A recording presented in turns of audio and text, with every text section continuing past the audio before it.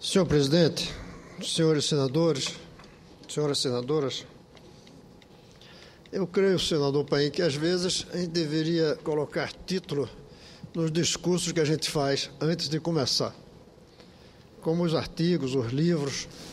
Se eu fosse colocar um título nessa minha fala de hoje, eu diria: e todos sabiam.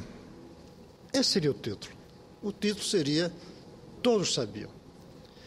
Todos sabiam e se assustaram ao tomar conhecimento que o relatório do Banco Central dos Estados Unidos, que ao analisar 15 países, senador Mozarildo, colocou o Brasil na penúltima posição do ponto de vista de vulnerabilidade, de risco.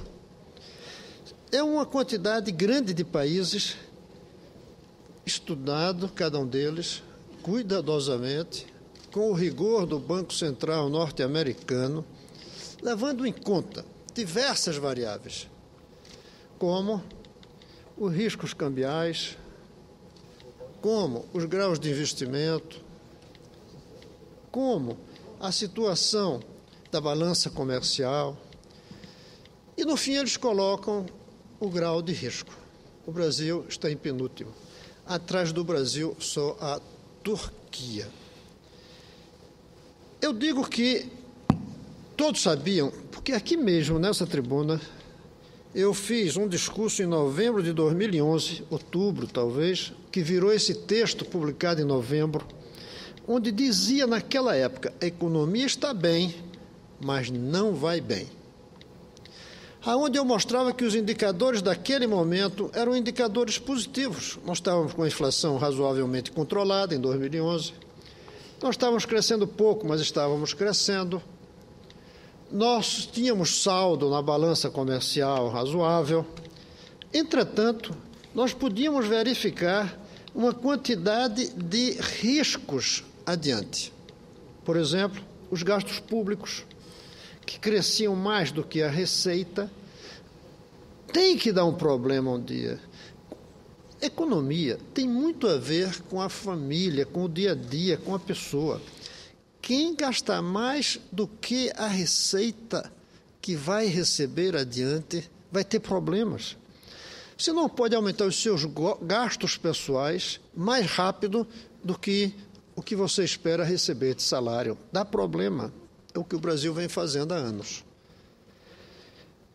A poupança é pequena. Quem não poupa não tem sustentabilidade na sua vida futura. Como pessoa, ainda mais como país. O país que não tem uma poupança sólida, que da parte que produz e da renda que tem, não reduz uma parte substancial para investir em vez de consumir, para que esse investimento gere renda depois, e aí sim a gente aumenta o consumo. Esse aumento do consumo que o Brasil vem tendo, ele teria que gerar problema. Não tem jeito, porque é a opção por hoje, esquecendo o amanhã. É a opção pelo presente, esquecendo o futuro. Isso gera uma profunda vulnerabilidade. O Prêmio Nobel da Paz, Yunus, Muhammad Yunus, aquele que criou o Banco Popular, que fez esse grande banco chamado Grameen Bank, que empresta dinheiro aos pobres, uma vez me disse, quando eu discuti o que é que caracteriza, senador Mozarildo, uma pessoa pobre, e eu tinha 5 critérios: comer, vestir, se locomover, ter saúde, e eu coloquei os critérios. Ele disse: faltou poupança. Foi uma surpresa para mim. E ele disse: quem não tem um mínimo de poupança é pobre, que amanhã vai precisar e vai ter problema. Pois bem, um país que não tem poupança é um país pobre, se não hoje, no futuro. Essa disputa entre consumo e poupança, ela tem que ser levada em conta quando a gente pensa do ponto de vista do Estado Nacional. E a gente não tem pensado nisso. Não apenas os governos, mas até nós próprios da sociedade brasileira, nós preferimos consumir hoje do que investir para amanhã. Daí, em grande parte, o desprezo pela educação, porque a educação, a gente não se beneficia dela no presente. Leva anos para você tirar resultados da sua educação e dos seus filhos. Nós temos o problema gravíssimo que nos deixa um país vulnerável, sem futuro, que é a incapacidade de inovação. Nós somos um país que não inventamos, nós copiamos. E ao copiar, sempre chegamos atrasados, porque a gente copia para produzir algo que os outros já estavam produzindo há um tempão. Aí, quando a gente começa a produzir aquilo, eles já estão produzindo outra coisa. E isso faz com que não tenhamos competitividade, porque a competitividade hoje não é por reduzir o preço apenas do produto, como tradicionalmente se fazia, é também por inventar coisas novas que as pessoas queiram comprar, como os computadores, como as televisões modernas. E isso nós não inventamos no Brasil. Nós somos um país paupérrimo do ponto de vista de invenção. Nossos produtos, eles não carregam dentro deles a inteligência brasileira. Eles carregam as mãos brasileiras com a inteligência estrangeira que nós importamos. Somos vulneráveis por isso. Nós somos vulneráveis pela desigualdade. Um país desigual, ele carrega uma vulnerabilidade. Como ela se manifesta? Se manifesta nas ruas. A gente esquece que as vulnerabilidades que uma economia tem são de muitos aspectos. Quando uma manifestação fecha uma avenida por onde passa a riqueza fica parada. É o que acontece hoje com essas mobilizações. E de onde vêm as mobilizações? Do descontentamento, do desencanto e do desespero. Desespero daqueles que nunca conseguiram entrar no mercado, na vida moderna. Desencanto daqueles que entraram, mas viram que isso não reflete o ideal que se quer. E desilusão daqueles que confiaram e hoje não estão vendo os resultados como se queria. Nós temos essa vulnerabilidade que vem do terrível problema da logística, da falta de uma infraestrutura que decorre da falta de poupança. Nós preferimos fazer um estádio que a gente vai consumir em 3 semanas de Copa do que fazer uma estrada de ferro que vai trazer renda, riqueza no futuro. Nós temos o problema do corporativismo, cada um no Brasil quer puxar para si o seu pedaço, cada categoria disputa com as outras para abocanhar um pedaço do produto, em vez de juntos buscarmos uma saída para melhorar o país. São muitos, senador, e para não ficar para não deixar de falar, eu lembro, obviamente, a educação. Nós somos vulneráveis porque somos um país sem educação de base. Um país onde a população não está educada, preparada para produzir mais, para funcionar melhor. A falta de educação que o Banco Central não leva em conta nos Estados Unidos, então a nossa vulnerabilidade é maior do que a vulnerabilidade que o Banco Central fala. Essa vulnerabilidade vem da falta de educação. E o último que eu quero colocar, embora não seja o último dos vetores que estão nesse texto, é a euforia. A euforia como nós comemoramos o presente sem olhar o futuro. Logo que eu fiz esse discurso, que eu divulguei esse texto, a quantidade de críticas que eu recebi, dizendo que eu era um Cassandra, aquela vidente grega que só via as coisas negativamente para o futuro, que eu era um pessimista. Não, eu estava sendo realista, tanto que eu dizia que a economia está bem, ela está bem, mas ela vai mal. Eu não esperava que fosse tão rápido, em 3 anos, a cara do mal aparecer. A euforia esconde isso. Uma pessoa que caminha por uma estrada cheia de bombas, se for eufórica, pisa na primeira bomba, porque não vê. É preciso ter um senso crítico para perceber as bombas que estão no caminho por onde a gente caminha. E o governo brasileiro, as lideranças brasileiras, e nós também aqui dentro, nós temos preferido não ver as bombas no caminho. Fechamos os olhos, deixamos passar, e quando acordamos, estamos com uma bomba explodida. A bomba é o próprio relatório do Banco Central, Porque ele não apenas aponta uma realidade, ele tem um papel que muda a realidade. O grande financista George Soros, e filantropista, que é um filósofo também, ele fala muito da reflexividade, que você vê as coisas de uma maneira, e a maneira como você vê as coisas, ela influi na maneira como as coisas são. Ao fazer um documento dizendo que há vulnerabilidade, ele acirrou a vulnerabilidade. Porque todos leem no mundo, sobretudo os donos de capital. E ao dizer há uma vulnerabilidade naquele país, os grandes donos de dinheiro do mundo recuam. Não vão mandar dinheiro para ali. Aí quando recuam, gera um problema por falta de dinheiro aqui para cobrir o nosso déficit. A euforia talvez seja o vetor mais grave hoje, provocando vulnerabilidade na economia brasileira. E eu quero dizer que o país que está pior do que o Brasil é a Turquia, que tem coisas muito parecidas do ponto de vista político com o Brasil dos últimos 10, 12 anos.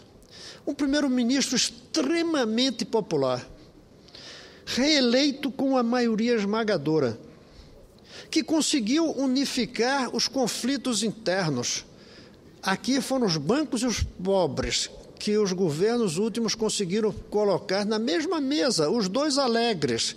Lá, os muçulmanos e os laicos, mas também os banqueiros e os trabalhadores. Esse primeiro-ministro ultrapopular, o de maior sucesso em muitos anos da história da Turquia, talvez até mesmo desde Atatürk, que foi o primeiro presidente, hoje está com o povo na rua pedindo que ele saia. E com o país na pior posição de vulnerabilidade entre todos os países estudados, os 15 países estudados pelo Banco Central Americano. Nos 15, nós somos o penúltimo. A Turquia vem depois. Pois bem, esse documento publicado agora no dia 11, que carrega a autoridade do Banco Central dos Estados Unidos e até mais, a autoridade intelectual dos técnicos do Banco Central, mais mesmo do que da posição política do banco, traz análise da vulnerabilidade das economias em desenvolvimento para 15 países. E, como eu disse, o Brasil fica na penúltima posição. É o segundo pior. A análise é importante, senhor presidente, pelo que ela foi feita, porque ela foi feita por um dos bancos centrais mais referenciados e o documento influencia o comportamento dos investidores internacionais, como eu falei, dos quais o Brasil está mais do que nunca precisando que venham para nosso país. E as agências de classificação, as quais reiteradas vezes apontaram a possibilidade de rebaixar a nota de crédito soberano, o chamado rating, classificação do Brasil, essas agências provavelmente vão levar em conta o que disse o Banco Central e vão rebaixar a nota do Brasil como país seguro para receber capital estrangeiro. Quando isso fizer, o problema piora, porque assusta os investidores. E é uma triste constatação de que nossos alertas, eu e tantos outros que temos feito, nossos alertas sobre a política econômica brasileira, feitos vários anos atrás, estão sendo confirmados por essas fontes insuspeitas e que fazem análises cuidadosas. É uma pena porque está acontecendo o que poderia ter sido evitado com pequenas medidas antecipadoras. Redução de certos gastos desnecessários, e eu cito aí os gastos com a Copa do Mundo. Isso não precisava ter sido feito. Eu sonho a Copa do Mundo no Brasil, mas a gente podia fazer daqui a 20, 30 anos, quando o Brasil já tivesse seu sistema de transporte público eficiente. Quando nossas estradas já fossem capazes de ir de um lugar a outro sem engarrafamento. Em vez da gente chamar a Copa para fazer uma infraestrutura, a gente tem uma infraestrutura para fazer a Copa. Teria sido muito mais inteligente, mas isso tinha que esperar 20 anos. E ninguém quer hoje na política esperar mais do que 4 anos da próxima eleição. Esse é um dos problemas muito sérios para a gente resolver do ponto de vista político, o imediatismo. o curto prazo, a visão de que o mundo termina ou começa na próxima eleição, e não que ele começa cada tempo na geração que substitui a nossa. Eu digo que um discurso como esse poderia ser: todos sabiam. Faziam de conta que não sabiam, ou pior, tinham a ilusão de que isso não era assim. Eu, às vezes, me pergunto se as autoridades econômicas brasileiras elas estão sendo surdas para não ouvir os alertas que tantos de nós fazem, ou se, pior, elas estão cegas e não veem porque estão perdidas na ilusão. Eu, às vezes, quando vejo as autoridades econômicas brasileiras falarem com tanto otimismo, eu me pergunto, será que estão mentindo para nós, porque sabem que as coisas não estão bem? Ou, pior do que mentir, estão iludidas? Porque na relação pessoal, a ilusão é muito mais... A mentira é pior. Mas, do ponto de vista da política, você mentir corrige-se. Agora, você iludido, você diz uma mentira pensando que é verdade, aí a tragédia é maior. Todos sabiam. E por que não falaram? Por que não ouviram? Por que não tomaram as medidas? Pelo imediatismo, pela visão de curto prazo, pelo sentimento de que o futuro não importa, pela necessidade do voto imediato, pelo poder na frente dos objetivos do poder. Todos sabiam. Não adianta nos recriminarmos agora.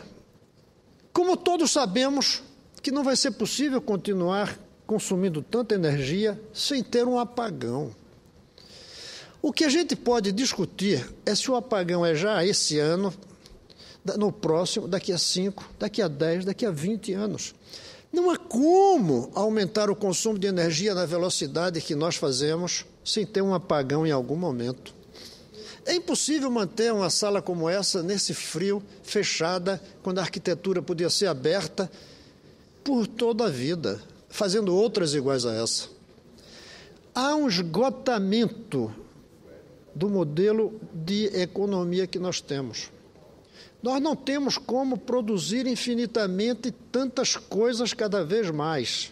Nós temos é que melhorar o bem-estar, a vida das pessoas, não necessariamente o consumo das pessoas. O consumo se esgotou. Quando eu digo se esgotou, eu digo numa visão histórica, pode levar 20 anos, 30 anos, mas se esgotou, não tem futuro. E a gente um dia vai dizer, todos sabiam, não dava para ter tanto consumo de energia e o apagão chegou. Por que a gente não vê logo agora, antecipando, percebendo, antevisando que esse apagão virá, queira ou não queira, faça ou não faça o dever de casa, prisioneiro dos objetivos que nós temos. Nós temos que mudar os objetivos e não só a maneira como fazemos. Nós temos que mudar o propósito para fazer uma sociedade feliz no Brasil, com bem-estar no Brasil, e não apenas consumindo mais no Brasil.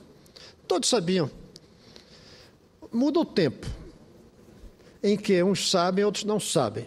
Mas todos sabiam. Fazem-se de cegos, fazem-se de não perceberem, fazem-se de iludidos, mas todos sabiam. E esse relatório do Banco Central americano é apenas mais uma das provas de que todos sabemos e continuamos fazendo errado. É como numa peça de teatro, que termina com uma grande tragédia.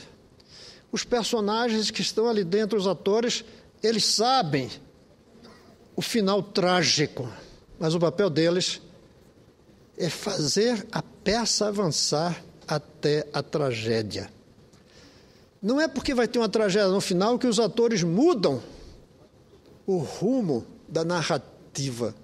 Eles fazem o teatro como deve ser feito até o desastre, até a morte de um dos atores, até o suicídio dos personagens representados pelos atores. Nós estamos agindo, a meu ver, como os personagens das tragédias gregas, por exemplo, em que sabia-se o final que ia acontecer, mas fazia-se, mesmo assim, o que devia ser feito para a tragédia ocorrer. E aí a gente diz, sabia-se, mas fizemos erradamente. Ainda dá para acordar. Ainda dá para ver os alertas que estão sendo ditos no Brasil pelo povo na rua, pelos documentos escritos, pelas críticas feitas. Presidenta, ouça as críticas. Eu não digo que siga as críticas. Ouça. De repente, entre 1000, uma tem razão. E por causa dessa, a senhora vai errar por não ter escutado direito no momento certo. Já errou muito, presidenta, por não ouvir críticas, alertas. Ainda é tempo de evitar tragédias como aquelas das peças gregas. Ainda é tempo. Acorde, perceba. Tome um tempo fora da euforia. Guarde a euforia por um tempo. E, ao guardar essa euforia, ouça os alertas, porque a gente já sabia. É isso, senhor presidente.